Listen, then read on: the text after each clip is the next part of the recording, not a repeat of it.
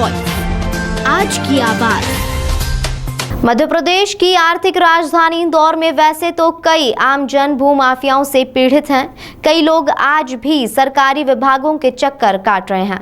उनकी मेहनत की कमाई का प्लॉट मिल जाए, वहीं दूसरी ओर एक संस्था ने किसान के साथ मिलकर कॉलोनी बसाई और उसकी रजिस्ट्री भी हो गई। और इसी बीच इंदौर डेवलपमेंट अथॉरिटी ने उस पर अपनी स्कीम लागू कर दी, जिसके बाद रहवासी कोर्ट चले गए और लोअर कोर्ट, सेशन कोर्ट और हाई कोर्ट की डबल बेंच में भी जीत गए। जिसके बाद अब Indore development authority supreme court पहुंच गया, जिसे लेकर रहवासियों ने कलेक्टर को ज्ञापन दिया है।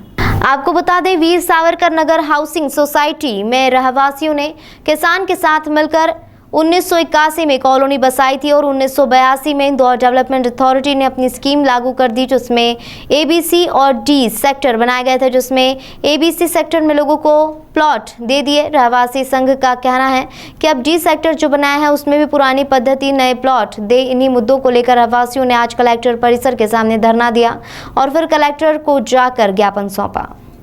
मैं संजय दुबे, वीर सावरकर नवानंद हाउसिंग सोसाइटी का संघर्ष समिति का अध्यक्ष आप सबसे निवेदन करना चाहता हूं कि हमारी संस्था ने 1981 में किसान के साथ मिलकर ज़मीन को खरीदा है और 82 में आईडी ने उस पर उसकी स्कीम लगा दी है। जैसा कि आप लोग जानते हैं कि आईडी जब भी कोई स्कीम लगाती है तो उसके पहले के जितने भी एग्रीमेंट रहते हैं या रजिस्ट्री रहती है उस संस्था को आईडी छोड़ देती है, पर उन्होंने हमारी संस्था को छोड़ा नहीं है।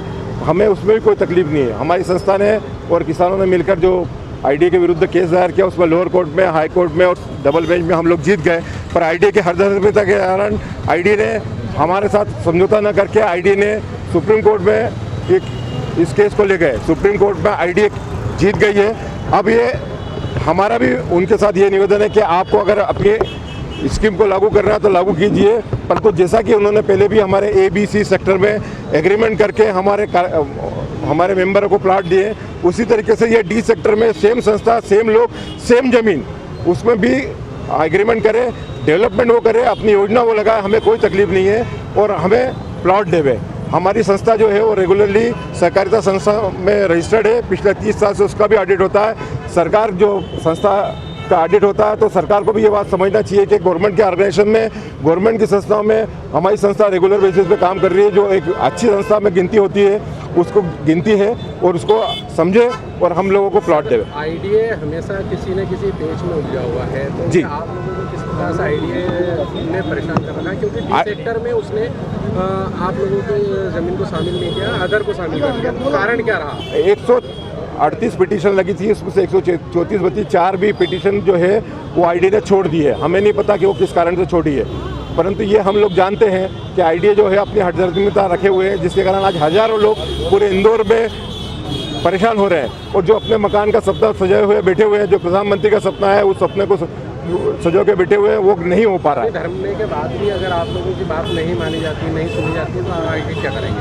हम लोग पहले सद्बुद्धि यज्ञ करेंगे, उसके बाद भूख हड़ताल करेंगे और आगे बड़ा जन आंदोलन करेंगे और हम हमारे अधिकार के लिए लड़ेंगे आखिरी दम तक।